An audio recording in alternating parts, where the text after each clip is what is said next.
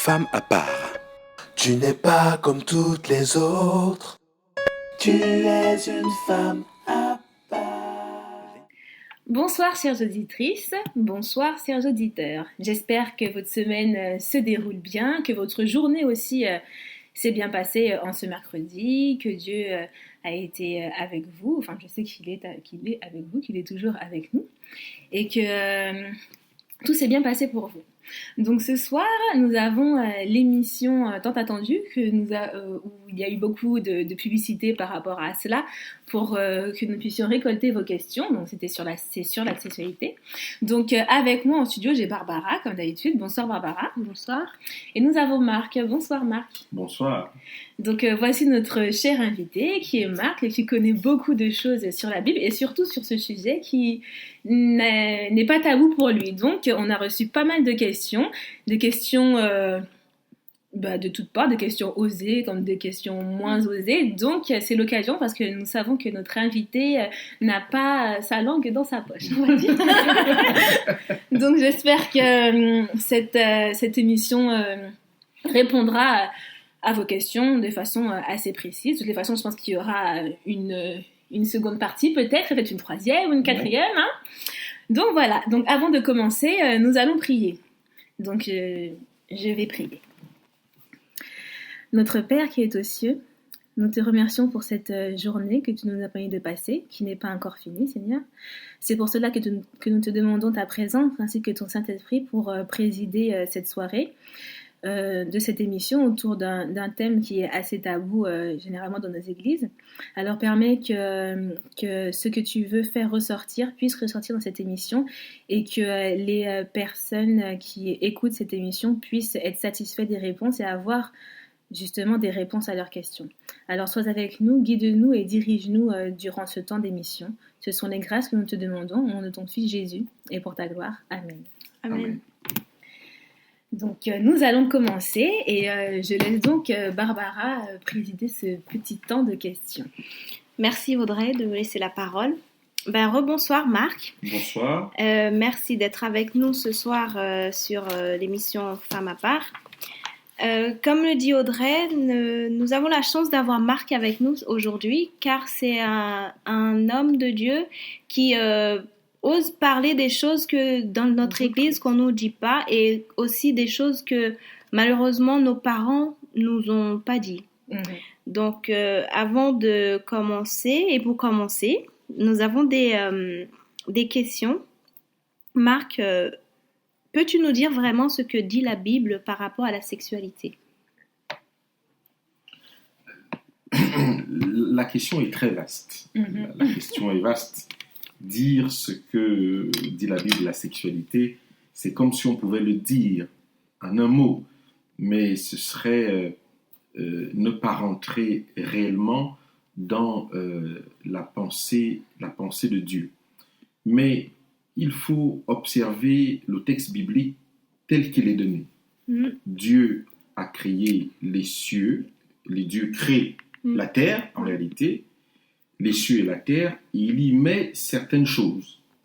À la fin, il se dit que il faut que je crée la race qui va gouverner toutes ces choses-là. Et il pense à l'homme, il pense à la femme. Lorsque Dieu pense à l'homme, il le crée, car Genèse 2 nous explique comment ça s'est passé. Genèse 1 nous raconte l'histoire en grosso modo, mais Genèse 2 va en détail. Il crée l'homme, et l'homme, il se trouve que l'homme va se retrouver seul au milieu de toute la création. Pendant que la plupart des êtres créés sont en couple devant lui. Donc, il va se retrouver seul. Donc, il va s'en aller avec un sentiment. La première chose que je peux observer ici, c'est que Adam n'a pas été recréé deux fois. C'est-à-dire que quand Dieu crée Adam, il l'a déjà créé avec son appareil sexuel. Et lorsque Adam va s'endormir pour l'anesthésie générale, Dieu ne va pas modifier son appareil sexuel. Il va juste prendre la côte pour faire Ève. Donc Adam va rentrer avec un sentiment de solitude que Dieu va combler.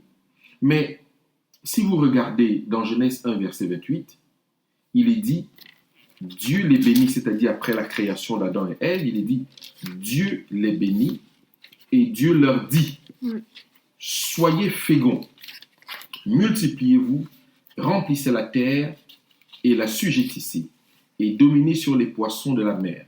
En d'autres termes, la première chose dans la Bible que Dieu dit à l'homme de faire sous forme de bénédiction, c'est l'acte sexuel.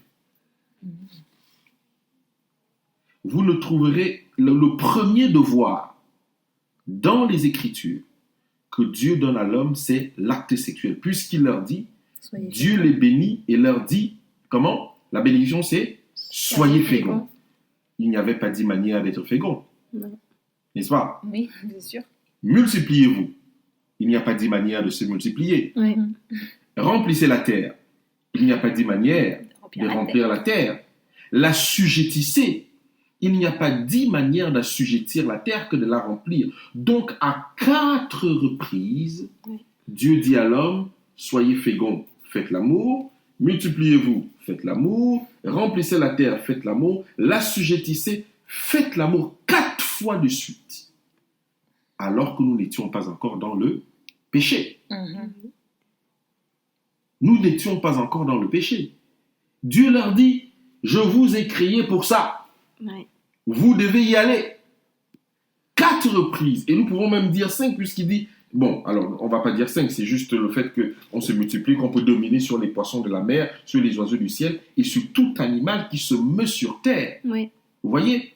Donc ça veut dire que Dieu a un rapport particulier avec l'appareil sexuel de l'homme. Mais tenez-vous, Dieu est en train de concevoir, Jésus-Christ est en train de concevoir Adam, il met une grande motte de terre autour de lui, il commence à façonner, il façonne la tête, il met tout ce qu'il faut, il façonne la poitrine, il façonne le ventre, il façonne, et il arrive au niveau de l'appareil sexuel. Que pensez-vous que Dieu est en train de penser? Qu'est-ce qu'il y a dans la tête de Dieu lorsqu'il est en train de prendre cette motte de terre, former cet appareil sexuel? Adam avait 6 mètres. Si vous comparez l'appareil sexuel de quelqu'un qui a 6 mètres, vous m'en direz des nouvelles. Oui. Vous comprenez? Donc c'est Dieu qui prend, c'est Jésus-Christ qui prend ça et qui forme. Vous pensez que qu'est-ce que Dieu pense? Jésus-Christ pense à quoi lorsqu'il est en train de prendre cette terre, de former l'appareil sexuel d'Adam? Il pense à quoi? À la future génération. Il pense à la future génération. Il pense à tous les hommes qui vont découler de la puissance qu'il va mettre dans les reins d'Adam. Et c'est pour ça qu'il dit, Dieu les bénit et Dieu leur dit, soyez féconds, multipliez-vous, multipliez, remplissez la terre et la sujettissez. Donc le premier devoir de l'homme, ce n'est pas de bosser. Le premier devoir de la femme, ce n'est pas de bosser. Ce n'est pas de travailler. Ce n'est pas de surveiller le jardin d'Éden. Pour arriver à surveiller le jardin d'Éden, il faut d'abord commencer par soyez féconds. Pendant que tu dis ça, j'ai une question par rapport à ça qui a été posée par une auditrice. Par rapport à la reproduction, la personne voudrait savoir est-ce qu'on devait nous arrêter qu'à ça maintenant, vu que c'est ça le but premier de l'homme. Est-ce que nous devons nous arrêter qu'à la reproduction?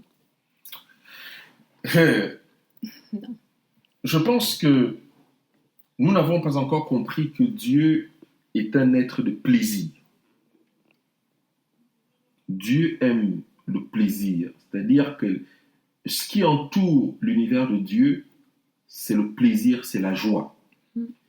Si c'était une question de reproduction uniquement, alors dans ce cas, nous serions comme des animaux. On se rencontrerait au temps des amours, qui est fixé par la nature et par Dieu, et on ferait ce qu'on a à faire, et l'enfant sortirait et s'en irait par exemple avec sa mère, et on reviendrait. Et de toute façon, il ne se serait pas développé des sentiments dans les êtres humains. Vous voyez, lorsque vous regardez les singes, ils sont à peu près comme ça. Même les singes ont les sentiments. Parce que lorsque vous voyez le grand gorille qui maintient, voilà, il a parmi ceux qui sont dans sa troupe des femmes qui lui sont destinées. Et pour que quelqu'un d'autre vienne les voir, il faudrait qu'il fasse d'abord une bataille avec lui. Donc, Dieu nous a créés comme lui-même. N'oublions pas. Et c'est ça que nous devons mettre, nous devons toujours mettre dans notre esprit. La Bible dit, faisons l'homme à notre image. Donc, en d'autres termes, Dieu nous a créés à son image pour reproduire la pensée qu'il avait lorsqu'il a réalisé ça. Est-ce que Dieu avait donc dans la pensée de deux personnes qui vont se rencontrer et qui vont juste aller au moment où le cycle est à son niveau de production, juste pour qu'il y ait une pénétration et que ce soit terminé? Non. Ouais. Non, pas du tout. Je pense que la sexualité n'a pas été créée. Et puis, ce serait tellement horrible que ça soit ainsi. Ce serait horrible. Heureusement pour nous que Dieu a créé cette sexualité sous cette forme-là. Donc, nous ne trouvons aucun texte dans la Bible qui dit que la sexualité a été créée pour la reproduction. Mais nous avons le texte qui dit « Soyez féconds, multipliez-vous, remplissez la terre ».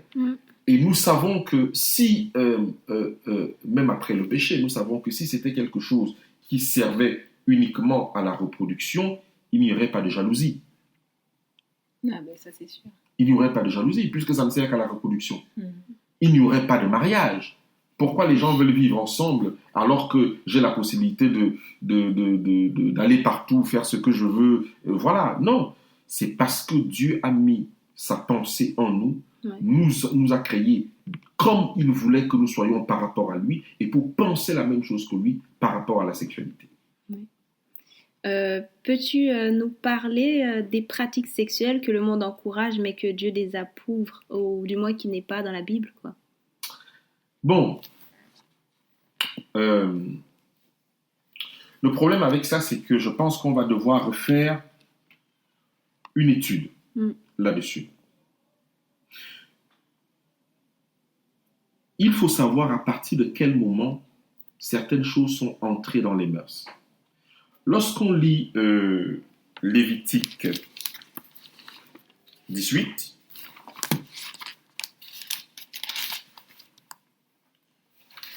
j'y suis presque. Alors, il est où ce Lévitique 18? Il est là. Il est écrit, l'Éternel parla à Moïse et dit, parle aux enfants d'Israël et tu leur diras, je suis l'Éternel votre Dieu, vous ne ferez point ce qui se fait dans le pays d'Égypte où vous avez habité, et vous ne ferez point ce qui se fait dans le pays de Canaan où je vous emmène. Vous ne suivrez point leurs usages, vous pratiquerez mes ordonnances et vous observerez mes lois, vous les suivrez, je suis l'Éternel votre Dieu, vous observerez mes lois et mes ordonnances, l'homme qui les mettra en pratique vivra par elles, je suis l'Éternel.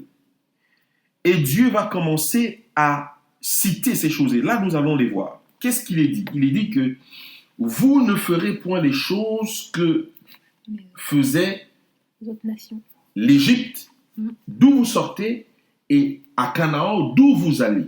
Mais qu'est-ce qui se faisait en Égypte? Quelles sont les pratiques sexuelles qui se faisaient en Égypte et qui se font à Canaan, là où le peuple d'Israël s'en va? Et Dieu prend la peine de lister certaines choses que nous avons aujourd'hui, que nous trouvons, nous avons l'impression que c'est nouveau, mais c'est vieux comme le monde. Et Dieu va commencer à dire ça, à dire, mais attendez, nul de vous ne s'approchera de sa proche parente, c'est ça? De sa parente, oui. Nul de vous ne s'approche de sa parente pour découvrir sa nudité. Je suis l'Éternel.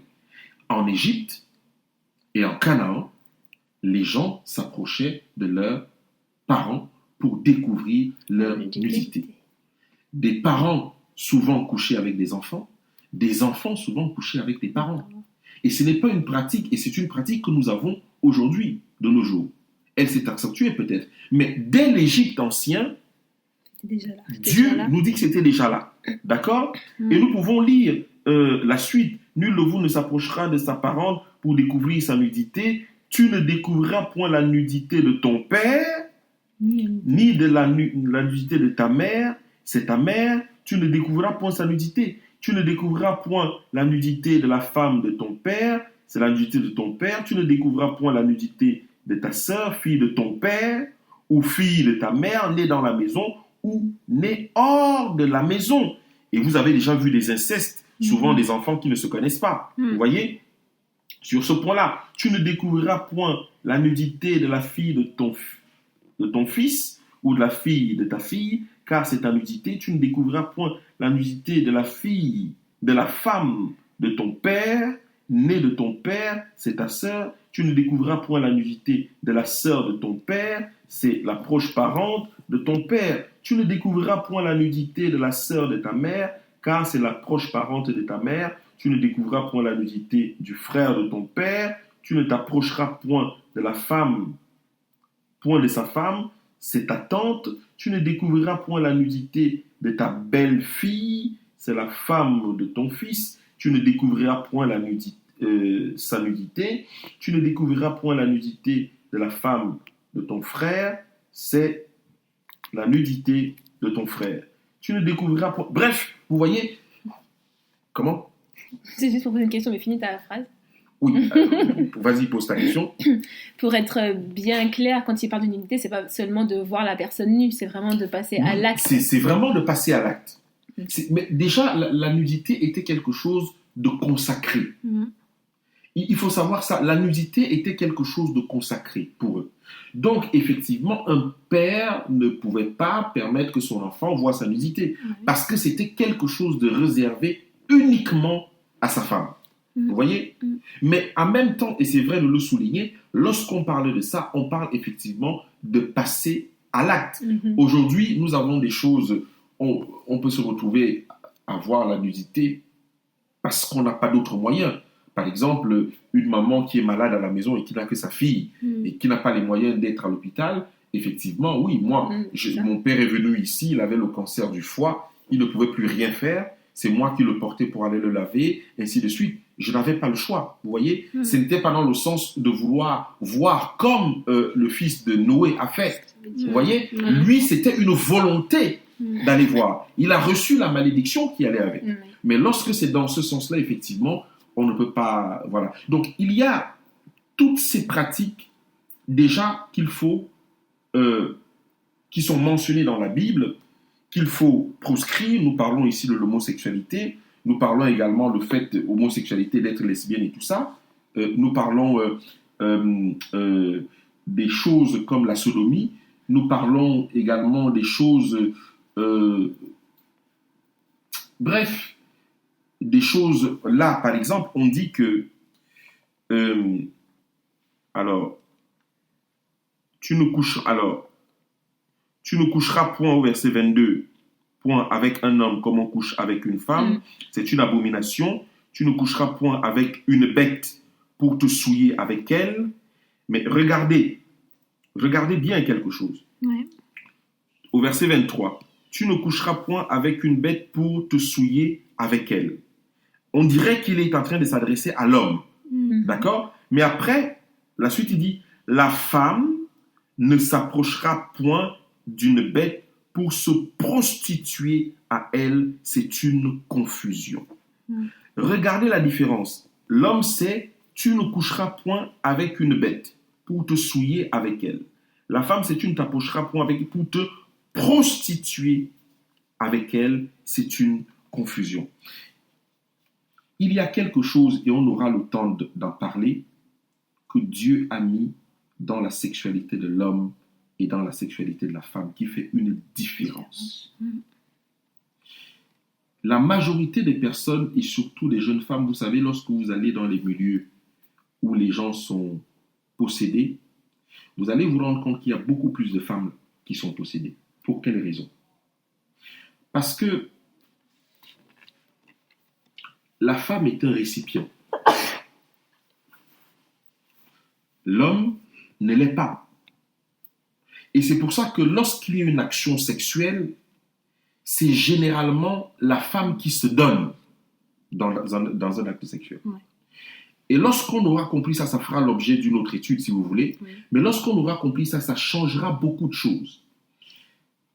Les hommes et les femmes doivent savoir, surtout nos sœurs doivent savoir, que Dieu n'a pas mis de bénédiction sur l'homme. Dieu a mis la bénédiction sur la femme. Je veux juste dire ça rapidement en disant ceci. C'est pour ça qu'il était nécessaire en Israël que la femme aille en mariage vierge. Pourquoi? Parce que comme c'est elle qui détient toute la bénédiction, la richesse, l'or, l'argent et tout, c'est la femme qui détient ça. Et son rôle, c'était de le transmettre à celui avec lequel elle a décidé de le faire. Le problème aujourd'hui, c'est que cette bénédiction est volée. Et beaucoup de nos sœurs vont dans des mariages vides. Elles n'ont plus rien à produire. Je l'ai dit en désordre, mais je reviendrai dessus pour vraiment montrer comment la femme est une véritable bénédiction pour l'homme et c'est elle qui détient la bénédiction. L'homme porte la semence, c'est tout.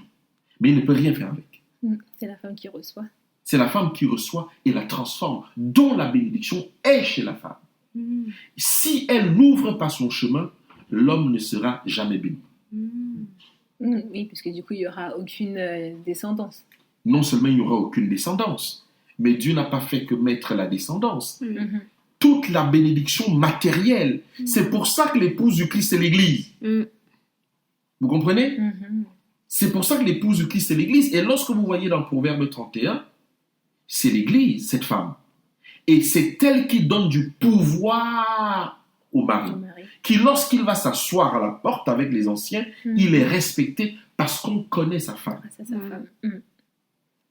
Ouais. Les femmes qui ont compris ça vont comprendre très vite que leur pouvoir est au-dessus de celui des hommes.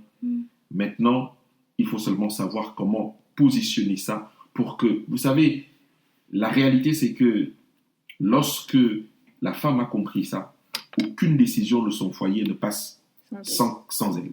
Ce serait impossible. Ouais. Lorsqu'elle a compris ça et qu'elle prend sa place, et nous avons eu l'exemple avec Sarah d'Abraham, comment est-ce qu'elle a décidé de tout le cheminement jusqu'à décider de donner une femme à Abraham. Et oui. Bon. Oui, mais ça, on note pour le prochain sujet. Voilà, je pense qu'on va faire une série là-dessus pour aller plus en détail. Parce que nos sœurs doivent savoir ça, qu'elles sont bénies dès la naissance. Et la bénédiction du mariage ne dépend pas de... Ce n'est plus une question de pasteur, ce n'est plus une question de bénédiction dans la... Non. C'est quelque chose que Dieu vous a donné dès votre naissance. Pourquoi pensez-vous que les gens vont dans les viols? Pourquoi pensez-vous... Ceux qui connaissent ça savent pourquoi ils y vont. Et même certaines personnes vont dans les pratiques occultes par rapport à ça, pour justement vider, arracher cette bénédiction que toutes les femmes ont. Et c'est pour ça que l'ennemi attaque surtout et toujours la même personne. Parce que, regardez l'état du monde.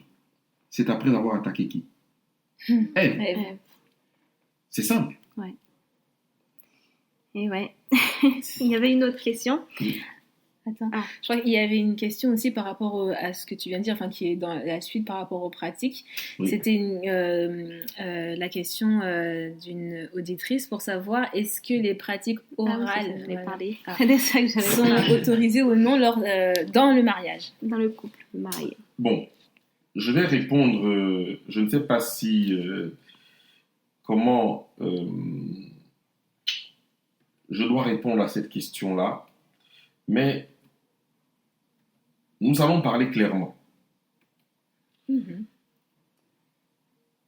ne trouvez pas de texte dans l'esprit de prophétie ou dans la Bible qui déconseille tout ce qu'on appelle... comment vous appelez ça déjà? Il faut la fellation. Oui, tout ce qui concerne la fellation. Nous n'avons pas de texte là-dessus. Mais il suffit de se poser une question. Lorsque Adam pêche et que Christ, dans Genèse 3, vient le chercher, où es-tu? Je me suis caché. Pourquoi? Parce que... Pourquoi? Est-ce que tu as mangé le fruit que j'étais interdit? Je me suis caché parce que je suis nu. Dieu lui pose la question, pourquoi? Est-ce que tu as mangé le fruit que j'étais interdit? La question qui vient d'après, qui t'a appris que tu étais nu? Le problème, la première question à laquelle il faut répondre, lorsqu'on revendique déjà la fellation aujourd'hui, qui t'a appris la fellation? Romains 5, verset 5, si je ne me trompe pas, c'est l'Esprit qui met Romains 5, 5, regardons ce verset, si vous l'avez avant moi. Romains 5, verset 5. Oui.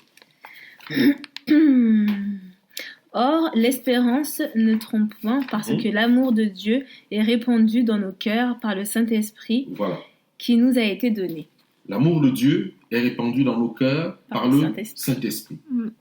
Donc, ce qui veut dire que, à moins que ce ne soit le Saint-Esprit qui t'a montré que la bouche va aussi bien avec le sexe et le sexe va aussi bien avec la bouche, là, on peut commencer par discuter.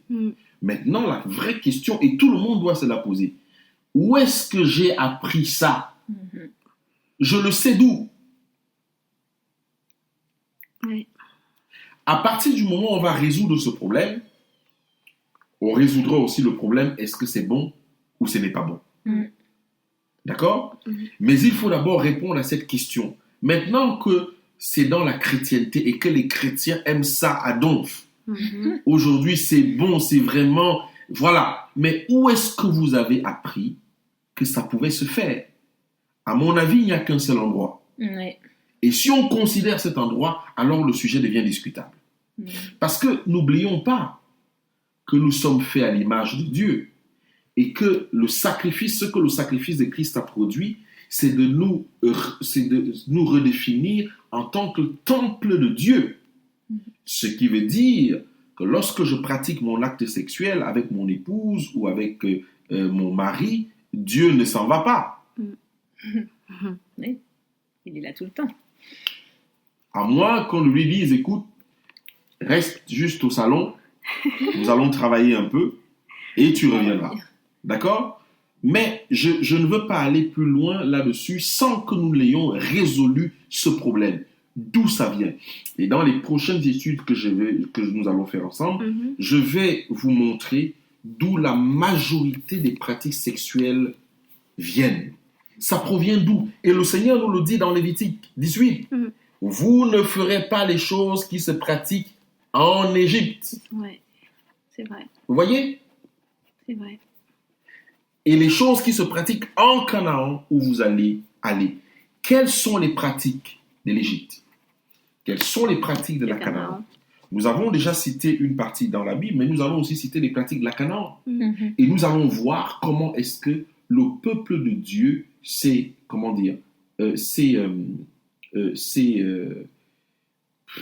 prostitué à ces pratiques, parce que, mine de rien, ces pratiques sont bonnes. Je veux dire, elles apportent du plaisir physique. Mais après le plaisir physique, qu'est-ce qu'elles nous laissent? Qu'est-ce qui reste? Donc, j'aimerais que les auditrices et les auditeurs répondent d'abord clairement à cette question. Et je leur dirai après. Suspense. Voilà, je leur dirai après. Mais que chacun rentre en lui-même et se pose la question, mais j'ai vu ça où? La majorité des personnes, des jeunes aujourd'hui de notre église, qui ont embrassé leur copain ou leur copine, c'est parce qu'ils ont vu ça quelque part. Oui, c'est vrai. Mais ça pourrait aller loin, ça, alors. Comment? Si on raisonne comme ça pourrait aller loin. Non, pourquoi ça pourrait aller loin? Par exemple, le baiser, comme tu dis, oui. Ils ont dû voir ça quelque part. Oui. Mais ça, en soi, est-ce qu'on peut dire que c'est mal ou pas? Je n'ai pas dit que c'est mal, parce que peut-être qu'ils ont vu ça dans leur propre maison, dans leur propre famille. Papa et maman s'embrassant devant les enfants, peut-être parce qu'ils rentrent du travail ou parce qu'ils s'en vont en voyage. Oui. Est-ce que ça, c'est une mauvaise chose? Non. Mais le tout, parce que la manière dont papa va embrasser sa femme où maman va embrasser son mari devant les enfants ne sera jamais pareil que ce qu'on va voir dans un film. D'accord? Ce ne sera pas la même chose. Ce sera quelque chose empreint de respect et d'amour et de tendresse. Mais dans un film, c'est empreint de tout ça. Mais aussi, c'est empreint de vice derrière. Vous voyez? Et c'est pour ça qu'il faut résoudre ce problème. La majorité des choses que nous savons sur la sexualité nous vient de la babylonienne. Et il faut résoudre ce fond. Et lorsqu'on aura déjà résolu ce fond, alors nous aurons moins de mal à faire quelque chose. Parce que la sexualité, lorsqu'on le présente comme ça, on dirait que la sexualité en Dieu est fade. Au contraire, pour ceux qui sont allés dans cette sexualité, ils ne veulent plus en sortir. Parce que c'est la bonne et c'est la meilleure. Parce que, regardez, lorsque Dieu crée la femme, qu'est-ce qu'il dit?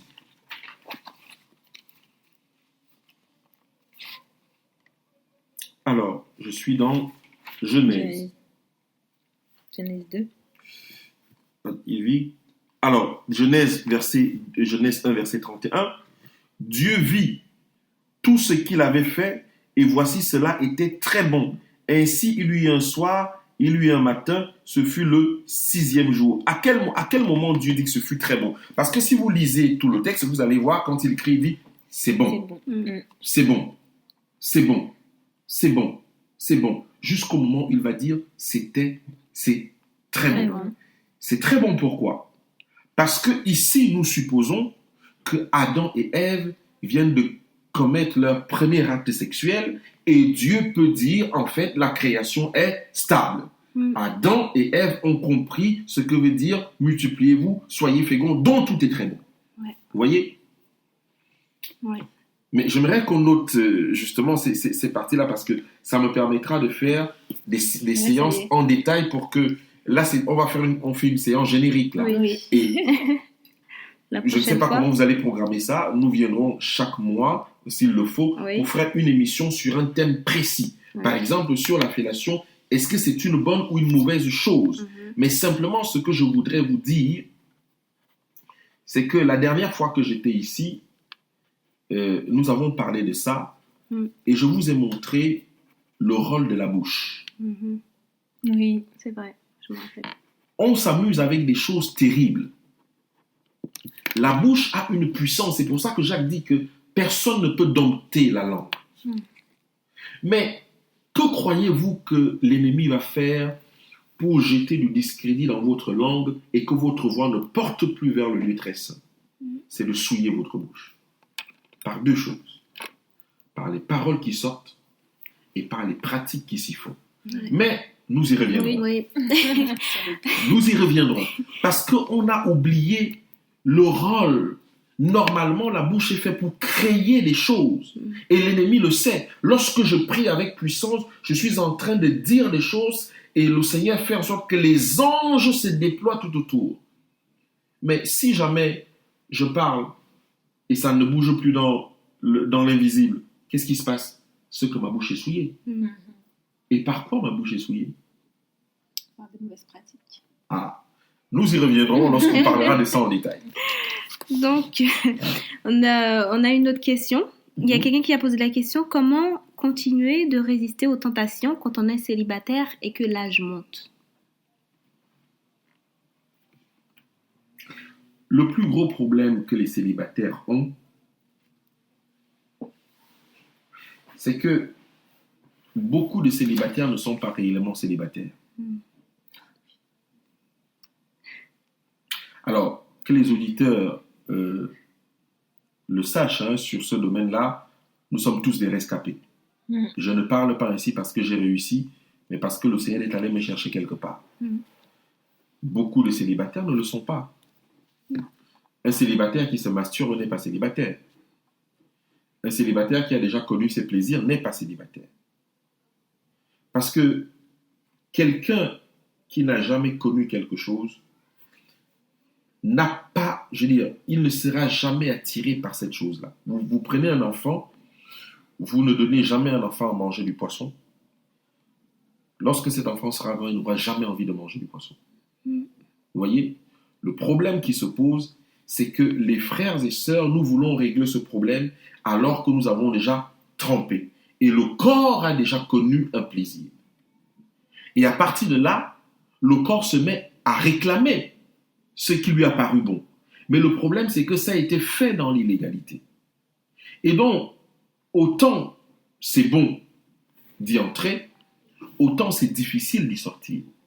Dans ce cas, il faut donner du temps au Saint-Esprit d'employer les méthodes. Parce que l'une des choses que le Saint-Esprit fait, c'est que son intention, c'est de ne pas... À certains moments, il le fait. Son intention, c'est de ne pas nous sauver dans notre inconscience, mais de nous sortir d'affaires dans notre conscience. Lorsque vous avez pris du temps à construire quelque chose et que cela a été détruit, vous voyez toute la peine que ça vous fait. Et c'est comme ça que le Saint-Esprit veut travailler avec chacun d'entre nous sur certaines choses pour sortir de ça.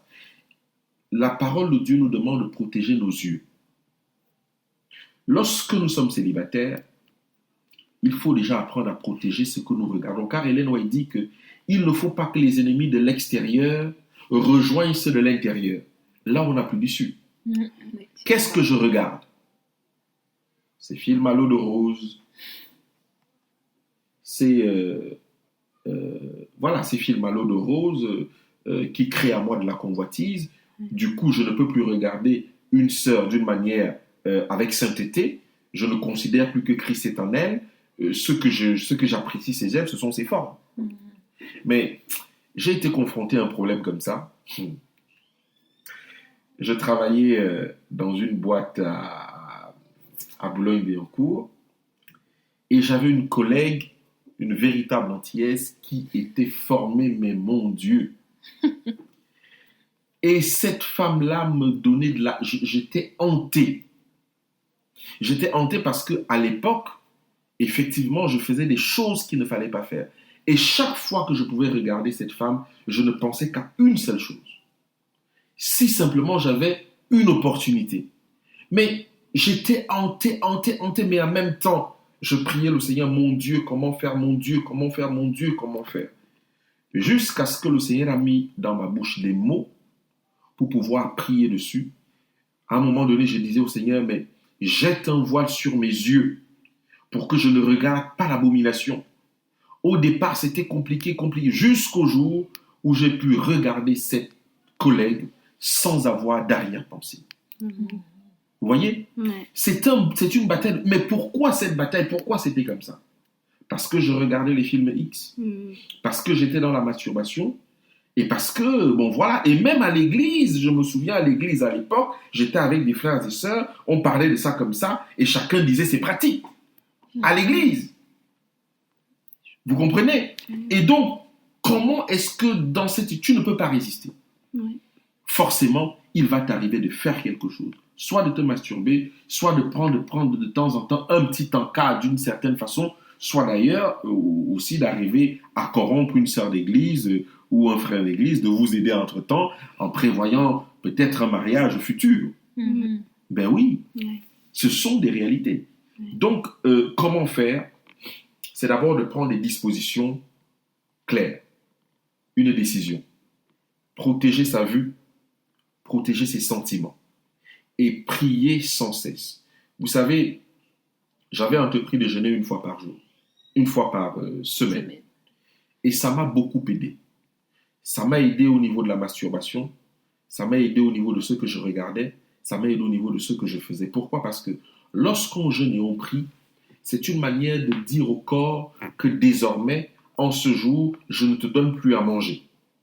Et en fait, c'est au bout de ça que le corps va comprendre qu'effectivement, tous les jeudis, il décide de ne plus me donner à manger. Ça veut dire que toutes les décisions qui vont venir après ça, le corps va modifier son comportement au fur et à mesure que l'esprit fait pression sur l'âme, jusqu'à ce que le corps va finir par s'habituer. C'est pour ça que quelqu'un qui commence à jeûner, il va dire je jeûne toute la journée, il peut tomber après 3 heures, après 4 heures, mais s'il le fait cette semaine, il tombe.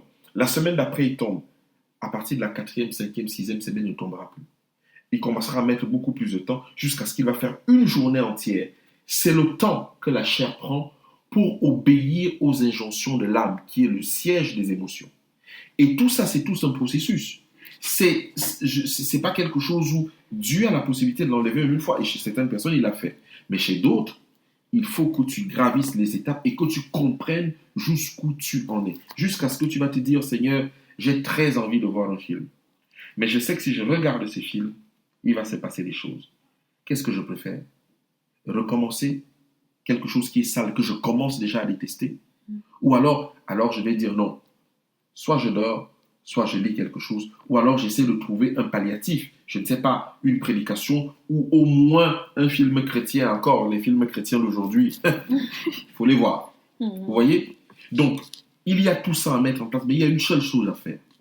C'est le jeûne, la prière, et le fait de savoir que ce n'est pas parce qu'on va retomber que Dieu a lâché. Non.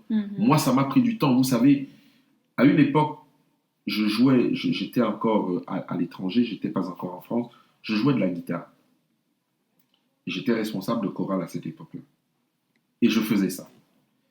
Et quand j'avais fini, je disais au Seigneur, mais comment, ça c'est une main qui joue les morceaux religieux à l'église, comment tu peux laisser que ça se passe ainsi? Comment? Et ça s'est passé 1, 2, 3, 4, 5, 10, je ne sais pas, 15, 20 fois. Jusqu'au jour où le Seigneur a fini par laver mes mains. Et plus jamais je n'ai fait ça. Mais ça a pris du temps.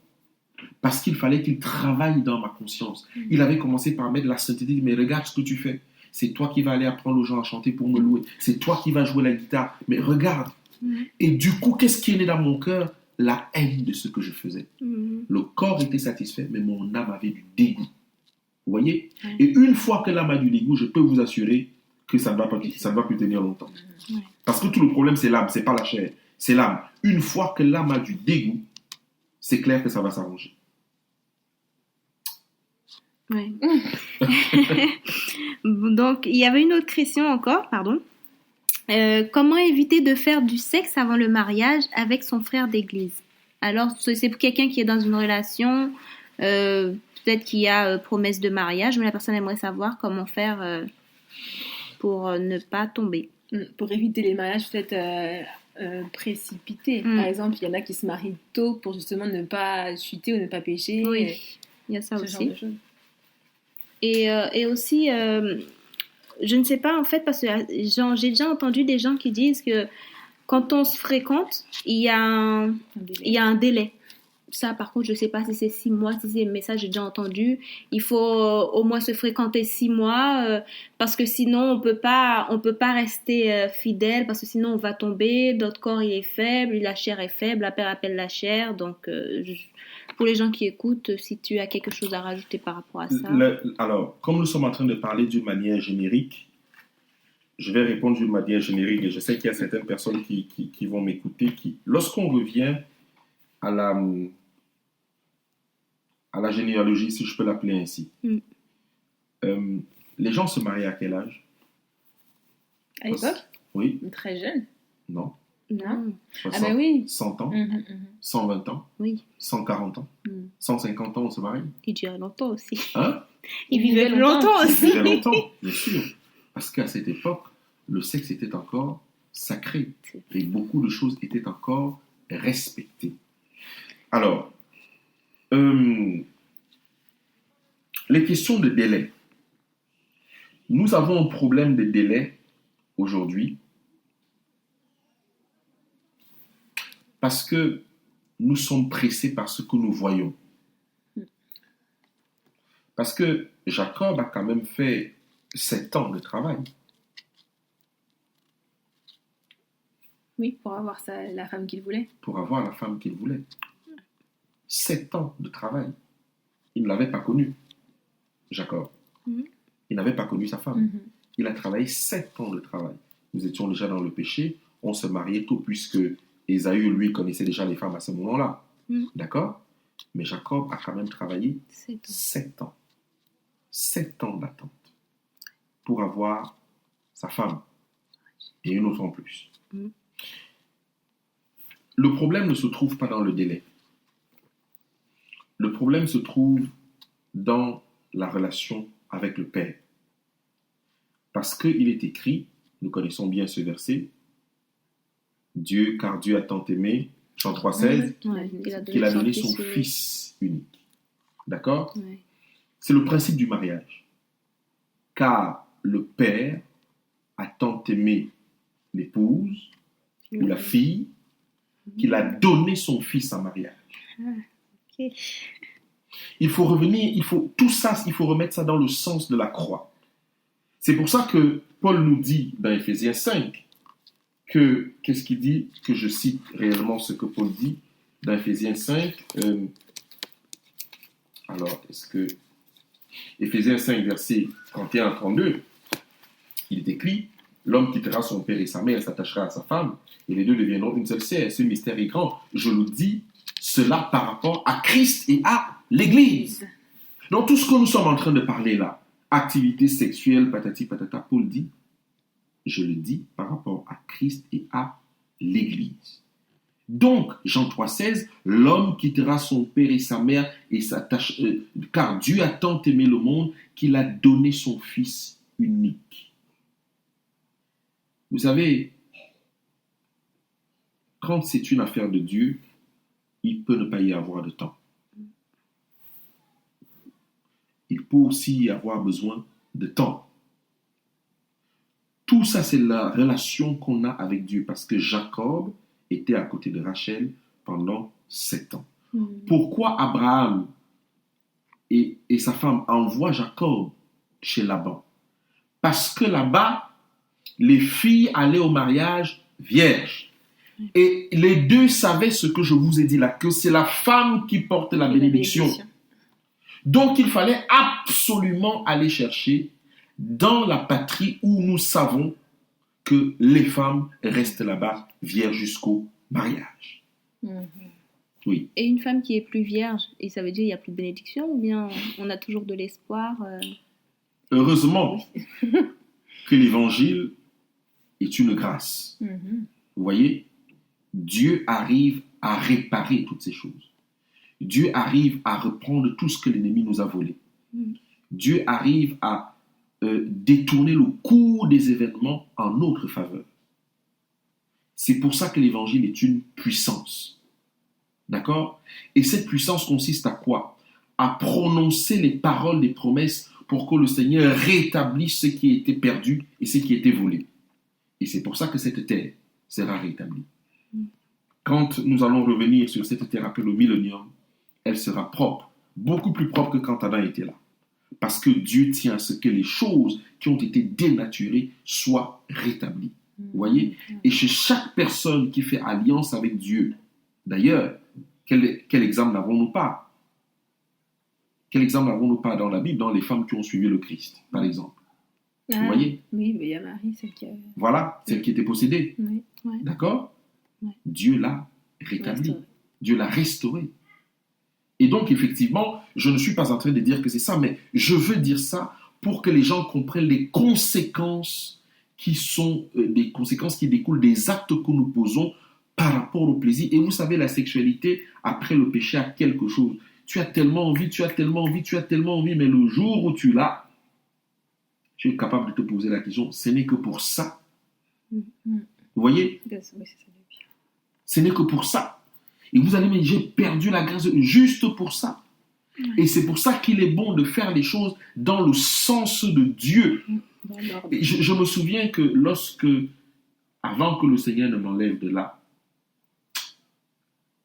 parce que j'étais déjà jeune adventiste à l'époque, directeur de GA et tout, et lorsque j'arrivais à faire une chose comme ça avec de surcroît une sœur d'église, juste après, alors qu'avant, je voulais qu'elle me touche, mais juste dès que l'acte finissait, j'avais une seule envie, qu'elle parte, ou si elle reste là, qu'elle ne me touche plus. Et ça commençait à cogiter dans mon esprit. Cogiter, mais c'est quoi ce truc? 2 jours après, l'envie revenait. Le même procédé. Et si l'ennemi prenait ma vie là? C'est fini. Ouais. Vous voyez? Donc il y a des conséquences derrière. Je ne sais pas si je me suis écarté de la question ou je l'ai éludé un peu. J'ai perdu le fil. Non. Non, la Ça, question c'était c'était par, oui, par rapport au fait de savoir si on pouvait récupérer, enfin, si l'erreur qu'on avait commise de ne pas avoir gardé notre sexualité, notre virginité pouvait Oui. être rétablie. Donc, tu as un peu Oui, bien sûr. à la question. L'évangile rétablit toutes les... Vous savez, lorsque vous faites alliance avec Dieu et que vous vous remettez en Dieu, il vous restaure. Il ne restaure pas seulement, l'esprit, il restaure l'âme, le corps et l'esprit, parce que ces choses doivent être conservées irrépréhensibles jusqu'à l'avènement du Fils de l'homme. Vous voyez? Donc, il va travailler jusqu'au moment où vous allez comprendre. La preuve, c'est que nous savons ces choses aujourd'hui, c'est parce que Dieu a envie de nous restaurer. Il veut mettre juste le doigt dessus pour dire, vous voyez, vous avez certains problèmes à cause de ça. Je mets le doigt dessus, on rentre dans la repentance et hop, Après, ça il va. nous restaure. Quand on dit que les 144 000 seront sans faute, ça ne veut pas dire qu'ils n'ont jamais péché. Mais ça veut dire qu'au moment où le Seigneur va sortir du lieu très saint, ce seront des gens qui seront purifiés totalement et on ne pourra plus rien compter dans leur vie. Oui. Quand tu dis ça, là, ça veut dire qu'il faut vraiment qu'on connaisse Dieu personnellement, comme la femme samaritaine. Ça fait penser à son histoire. Oui, il faut qu'on connaisse Dieu personnellement pour qu'il puisse nous dévoiler qui nous sommes, où ça a cloché et pourquoi. Le problème, c'est que les gens ont toujours pensé que Dieu est un être qu'on peut tromper. Vous voyez, les gens se marient vite pour la sexualité, d'autres se marient parce que l'enfant est déjà là, d'autres se machin truc. Non, tout ce que en Israël, ce n'est pas le rabbin qui bénissait le mariage, c'était une question de famille. C'est pour ça qu'il y avait le principe de la dot. D'accord? C'était une question de famille. Et souvent, les parents voulaient savoir de quelle famille telle personne était pour donner ma fille ou pour donner mon fils. Ça ne se passait pas comme ça. C'est pour ça que j'ai dit, pris Jean 3,16, car Dieu a tant aimé le monde qu'il a donné. Aucun mariage en Israël ne se passait sans que la fille soit au courant. Et la Bible ne nous dit pas qu'il y avait des mariages forcés. Non. En Israël. Dans d'autres nations, oui. Mais en Israël, il n'y avait pas de mariage forcé. Même dans l'exemple avec Isaac, voilà. Elle a choisi. Et d'ailleurs, Joseph et Marie, Marie était la promise de Joseph. Et comment ça se passait? C'est qu'à un moment donné, les deux familles, ça s'est dit, ok, d'accord, je te donne ma fille, et ainsi de suite. Et ça se passait comme ça. Et vous allez voir que souvent, les mariages où les parents se sont impliqués, les parents impliqués, je parle des parents qui ont l'esprit de Dieu, qui ne recherchent pas autre chose que ça. Ces mariages-là ont connu leurs difficultés, mais ont tenu. Vous voyez? Donc, la bénédiction d'un mariage, ce n'est pas l'imposition des mains que le pasteur va faire. Ce n'est pas la prière qu'il va faire. La bénédiction, vous savez, quelqu'un qui n'est pas en Christ et qui a respecté le même procédé, vous allez voir que lorsqu'il se marie là, lorsqu'il va se marier, chrétien ou pas chrétien, il aura la même bénédiction que Dieu a placée sur tous les hommes et sur toutes les femmes. Il n'aura pas besoin de faire célébrer son mariage par un pasteur. C'est du pipeau. Parce que le pasteur qui peut célébrer mon mariage, lui-même, il peut sortir de l'adultère et venir célébrer mon mariage. D'accord? Ça ne veut rien dire. Et moi-même, je peux être sorti de je ne sais pas de quoi et demander une bénédiction. Non, Dieu voit tout ça. Et donc, la meilleure manière d'avoir un mariage béni, c'est de respecter le principe que Dieu a fixé pour les hommes et pour les femmes. D'accord. Tout à l'heure, tu as parlé du jeûne. Est-ce que c'est la solution à ramener pour les personnes qui pratiquent la masturbation et tout ça? En tout cas, oui, c'est la solution. C'est une solution et mettre le jeûne en place pour ça. Pour ça, vraiment. Celui qui a cette pensée que je pêche contre Dieu en faisant cela, il dit, Seigneur, par ta grâce, donne-moi la force de jeûner. Je veux jeûner pour ça parce que je veux en finir avec ça. Oui, le jeûne est la solution. Parce que le jeûne, dans un sens scientifique, règle beaucoup de choses et dans un sens spirituel, règle également beaucoup de choses. Oui. D'accord. J'ai une dernière question. Quel conseil tu peux donner pour la guérison d'une femme victime d'agression sexuelle ou d'attouchement ou de viol?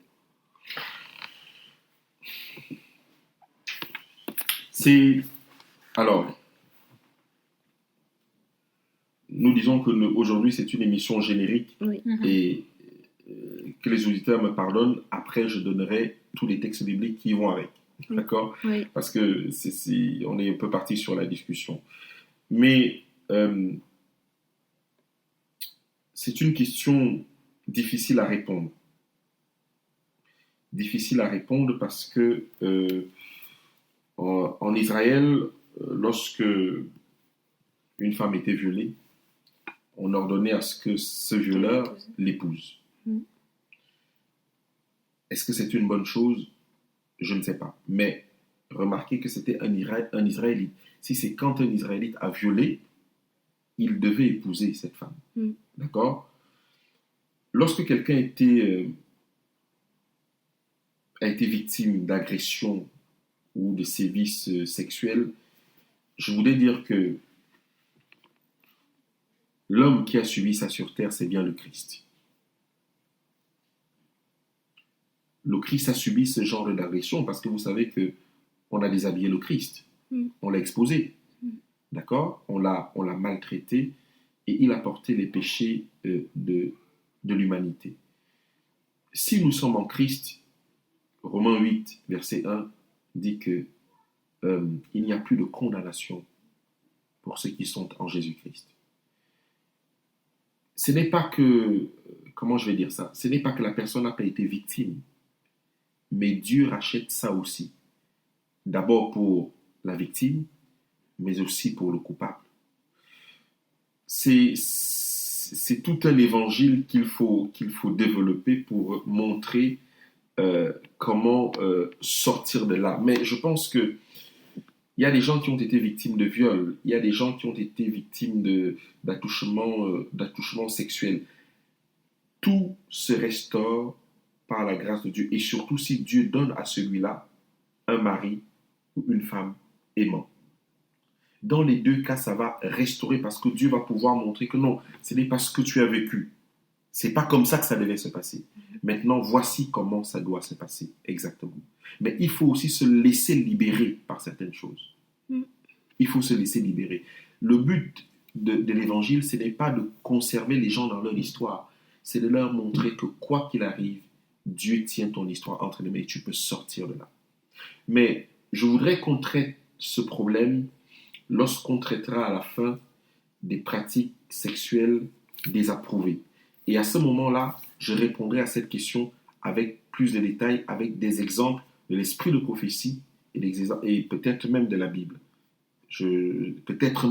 Mais surtout avec l'esprit de prophétie, comment résoudre ce problème. Mais la première chose, c'est que c'est quelque chose qu'il faut donner au Seigneur. Tant qu'on le garde, ça nous créera toujours problème. Après, il y a tout ce que la loi propose aussi derrière. Oui. Voilà, il y a tout ce que la loi propose. Oui, d'accord. Et pour les personnes qui t'écoutent, des jeunes femmes ou des jeunes hommes qui sont encore vierges et qui veulent les rester, tu as des conseils pour ceux qui nous écoutent? En tout cas, je peux leur dire que si j'avais la possibilité de recommencer, si ce que je sais aujourd'hui, le Seigneur pouvait permettre que je devienne encore gamin, adolescent, voilà, parce que je suis dans la trentaine, si je pouvais rentrer en arrière dans les 7-6 ans, mais avec la pensée que j'ai aujourd'hui, je pense que je resterai comme ça. D'abord parce que lorsque tu ne connais pas quelque chose, tu peux gérer ça. Tu peux le gérer. Mais lorsque tu commences à goûter à quelque chose, c'est beaucoup plus compliqué, surtout si tu as apprécié ce qui s'est passé. Moi, je resterai comme ça et je leur dirais, ne vous occupez pas de ce que les gens vont dire. On va vous appeler Ellen White, on va vous appeler ceci ou cela. Les promesses de Dieu demeurent. C'est vrai qu'il y a des hommes et des femmes qui ne vont peut-être pas se marier. C'est vrai que Jésus-Christ va trouver des hommes et des femmes célibataires. Et d'ailleurs, nous constatons que l'une des maladies des gens avant l'arrivée de Jésus-Christ dans les grandes villes, c'est le fait d'être dans la solitude. Je ne sais pas à quoi c'est dû. Est-ce que c'est le problème des grandes villes? Nous ne savons pas, mais nous constatons que des jeunes hommes et des jeunes femmes dans la même église n'arrivent même pas à se rencontrer et pourtant tous savent qu'ils sont célibataires. Comme si l'évangile les a éloignés au lieu de les rapprocher. depuis que je suis arrivé en France, depuis 2001, je peux compter le nombre de mariages auxquels j'ai assisté, adventistes. Et encore, ces mariages-là, c'est un jeune de mon église qui est allé épouser une jeune fille de l'église de Dunkerque. Et pourtant, dans la même église, mon Dieu, qu'elles étaient nombreuses, toutes les filles qui étaient célibataires qui étaient là. Je ne sais pas comment il a fait pour traverser. Vous me direz, moi-même, j'ai dû traverser les mers étant dans la même église. On commence à voir ce problème. La réalité, c'est que Dieu tient ses promesses lorsqu'on est dans l'obéissance. Et rien n'est plus important pour Dieu et pour nous-mêmes que l'obéissance. Et vous dormez en paix lorsque vous êtes en paix avec Dieu. Vous dormez tellement en paix. Tellement en paix. Donc, si ceux-là ont la grâce d'être vierges, je peux leur dire vraiment de tenir bon et d'aller jusqu'au bout. Et que ceux qui ont flanché comme nous autres, de leur dire, je parle aujourd'hui parce que l'évangile est une puissance. Sinon, je ne serais pas dans cette radio en train de parler, en train de témoigner de ce que le Seigneur peut sortir des gens de toutes sortes de vices. Que ça prenne du temps, que ça ne prenne pas du temps. Et vous savez, j'étais avec Frédéric, cette fois-là, la première fois qu'on a fait la vie pour ça, lui-même aussi a témoigné qu'il était dans les mêmes situations.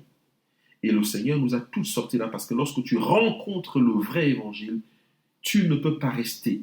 Et ne tenons pas compte de tout ce que les gens racontent, on est né comme ça. Non, ça, c'est pas dans l'évangile. L'évangile parle du vieil homme et l'évangile parle de l'homme nouveau. Et le vieil homme finira par mourir si nous faisons confiance à Dieu. Amen. Voilà. Merci. Ben merci pour ce partage. Et du coup, ces questions ont suscité encore plein d'autres questions. Voilà. Donc, il y aura d'autres parties, c'est évident. Et nous attendons aussi de nouvelles questions de votre part et vos réactions, chers auditeurs et chères auditrices, pour pouvoir préparer les prochaines émissions avec Marc. Et j'espère que vous allez vraiment prévoir quelque chose de pratique. Vous allez me donner un thème bien précis sur la sexualité. D'accord. Ça peut être les positions sexuelles. On peut traiter tout ça, la Bible en parle. Hein. D'accord. Donc, tout ça, qu'est-ce qu'on peut pratiquer dans un couple avant ou après le mariage, ainsi de suite. Je suis prêt à répondre à toutes ces questions, mais par thème. D'accord. C'est pour ça que je n'ai pas soulevé tous les textes aujourd'hui, parce qu'il faut faire une balade entre l'esprit de prophétie et la parole de Dieu pour voir la concordance que Dieu donne et pour montrer que s'il y a quelque chose à laquelle Dieu tient dans le corps humain, c'est bien l'appareil sexuel. Parce que pour arracher à Dieu son projet, il faut l'attaquer dès la sexualité. Si la sexualité est viciée, si on a jeté du discrédit là-dedans, alors l'ennemi peut se frotter les mains parce qu'il sait que la génération des 144 000 que Jésus-Christ attend ne viendra jamais à l'existence. Voilà pourquoi il faut absolument attaquer l'appareil sexuel. Absolument attaquer l'appareil sexuel. Tout est lié. Satan veut une nation. Comment il va l'avoir? Par le même appareil. Déjà, il vaut le plan de Dieu. Dieu veut une nation, comment il va l'avoir? Par le même appareil sexuel. Si les hommes et les femmes pouvaient le savoir, si l'Église pouvait le savoir, ils protégeraient bien cette affaire-là de telle façon qu'il ne soit utilisé par personne. Mais comment? On commencerait à dire aux jeunes clairement les choses. On commencera par les former. On commencera à enlever le tabou qui pèse sur ce sujet. Parce que nous tous, le problème, c'est que nous avons été éduqués par la babylonienne. Tout le monde a été éduqué par la babylonienne. Même ceux qui nous enseignent aujourd'hui ont été éduqués par la babylonienne. Très peu de personnes ont connu la véritable sexualité et les joies de cette sexualité. Parce qu'on ne nous l'a jamais présenté sous l'évangile de Christ. Et le jour où on commencera à le faire, si nous avons encore le temps, on verra que la pensée va changer. Et les hommes et les femmes seront de plus en plus heureux dans le mariage. Ils vont avoir horreur du divorce. Or, c'est parce que la sexualité a été attaquée que le divorce est arrivé à l'existence. Donc, choisissez un thème précis, comme ça j'aurai le temps d'apporter toutes les preuves bibliques, toutes les preuves de l'esprit de prophétie et toutes les preuves historiques pour voir comment les choses ont évolué, ce qui fait en sorte que qu'est-ce qui nous amène à raisonner et à penser comme nous pensons aujourd'hui par rapport à la sexualité. Je terminais par un témoignage qu'une sœur me faisait l'autre jour. Une fois, elle me disait, mais écoute, oui, j'aime bien ce que tu dis, mais pendant ce temps, je suis seule, quoi. Pendant ce temps, je suis seule. Mais je vous donnerai la réponse. D'accord. Est-ce que tu veux bien prier pour nous pour clore ce temps? Notre Père qui est dans les cieux, tu as vu ce que l'ennemi a fait de ton Église, de nos vies. Comment est-ce que des générations entières ont été infectées par la mauvaise sexualité. L'esprit de prophétie nous dit que l'une des causes de l'Alzheimer, c'est aussi des mauvaises pratiques sexuelles, l'une des causes. Et nous voyons par exemple que cette maladie va grandissant. Nous voulons te prier pour ton peuple, pour que tu puisses encore nous permettre de rattraper les choses et de donner l'enseignement nécessaire pour que les hommes et les femmes puissent se retrouver. Briser les chaînes, Seigneur, de la solitude que l'ennemi est en train de mettre tout autour de ton peuple et de briser aussi l'hémorragie des divorces, des mésententes, Seigneur, et permettre que l'Évangile puisse à nouveau grandir et sceller des hommes et des femmes dans tes principes. Nous voulons te demander pardon pour l'Église, parce qu'elle n'a pas assuré ce point pour nous, et nous sommes en difficulté aujourd'hui pour ça.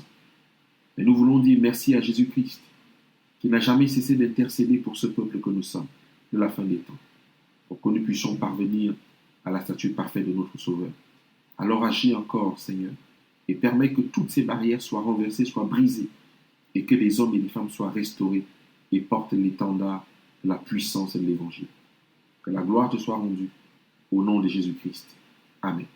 Amen.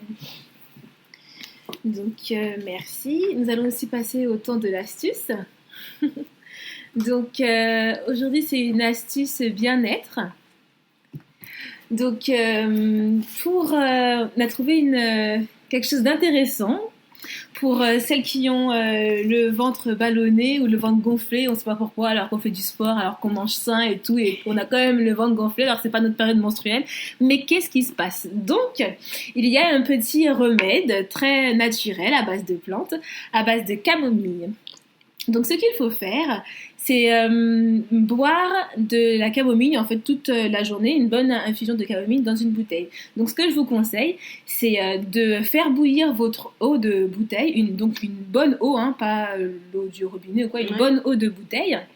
On la met à bouillir on la met à bouillir, et quand elle bout, on met les fleurs de camomille. Donc, une bouteille contient à peu près 5 tasses d'eau. Et pour une tasse d'eau, il faut une cuillère à café, une demi-cuillère ou une cuillère à café de camomille. Il ne faut pas trop doser, hein. Donc le surdosage n'est pas bon. Donc une cuillère à café, du coup il faut mettre 5 cuillères à café dans la casserole d'eau bouillante, laisser infuser quelques minutes, on va dire 10 minutes, pas plus, et ensuite on verse cette eau dans notre bouteille, et puis comme ça on peut la boire toute la journée. Voilà, sans souci. Et en même temps, ça nous fait boire de l'eau, car nous savons très bien que l'eau fait partie des lois de la santé, et elle est très importante pour notre corps. Donc voilà la petite astuce de ce soir. J'espère qu'elle vous a plu, et nous vous disons au revoir, et à la semaine prochaine pour un nouveau thème. Au revoir. Au revoir. Au revoir. Femme à part. Tu n'es pas comme toutes les autres. Tu es une femme à part. L'émission Femme à part de 21h à 22h et rediffusion le dimanche.